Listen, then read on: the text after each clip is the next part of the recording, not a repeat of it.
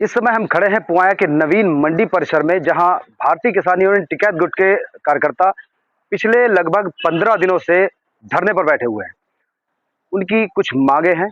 13 सूत्रीय बिंदुओं को लेकर वो अपने धरने पर बैठे हुए हैं, जो लगातार समस्याओं के समाधान की मांग कर रहे हैं। हमारे साथ इस समय भारतीय किसान यूनियन के तहसील अध्यक्ष अनिल सिंह यादव जी हैं। उनसे हम बात करने की कोशिश करेंगे, क्या अब तक निष्कर्ष कुछ निकल सका है या नहीं, और इस कड़कड़ाती ठंड में कैसे आप धरना देने को मजबूर हो रहे हैं। भाई, किस तरह से आप लोग जो है यहाँ पे धरना दे रहे हैं, कितने दिन हो गए आपको? देखिए, लगभग आज 16वां दिन है। 15 दिन बैठे हमें हो गया, आज 16वां दिन स्टार्ट है। हमने कुछ बिंदु को लेकर ज्ञापन दिया था प्रशासन को।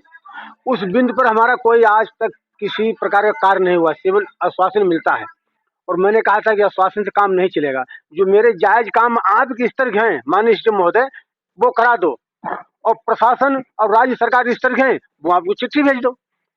उस पर आज तक कोई सुनवाई नहीं हुई।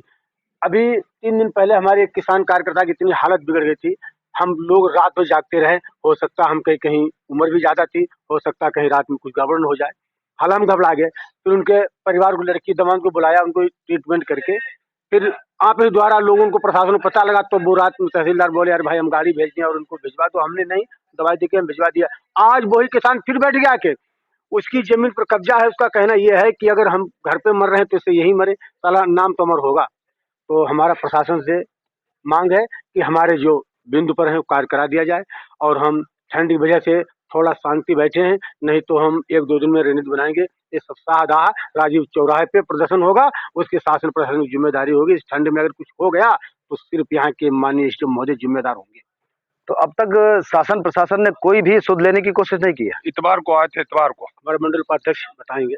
इतवार को आए थे, आश्वासन दे रहे थे कि वो हम तुम्हारा काम कल से करा देंगे। कल हम पूरे दिन यहाँ रहे, उसके बावजूद भी कोई भी कार्य नहीं हुआ।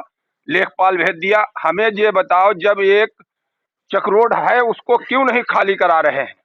कहीं ये बता रहे हैं कि वो उसमें कोर्ट में जाओ। कोर्ट में क्यों हम लोग जाएं? जब हमारे चक्रोड है तो चक्रोड का खाली कराना आपका काम है। ये हम लोगों को कोर्ट में संघर्ष करने का नहीं। जो कोर्ट होगा तब हम लोग कोर्ट देखेंगे। चक्रोडों की कोई पैमाइश नहीं, सारे चक्रोड वो है। एक बेचारे वो बुजुर्ग है, बताओ, खेत जिसका कब्जा कर लिया जाएगा, किसका काम है? शासन प्रशासन का है कि हमारे लोगों का काम है? लोगों को सरकारी पट्टे करा दिए गए, कब्जा आज तक नहीं है। लोग हमारे साथ में बैठे हैं। तो आगे की क्या रणनीति आप बना रहे हैं? आगे की रणनीति यह है कि अभी हम थोड़ा अभी हम लोगों ने बात की थी कि अगर घाम निकल आया तो 2-3 दिन में पूरी रणनीति बना के, यही जिले नहीं पूरा मंडल यहाँ होगा पुआए में, तब जो है शासन और प्रशासन की। कल से पुतला फूंकना शुरू है।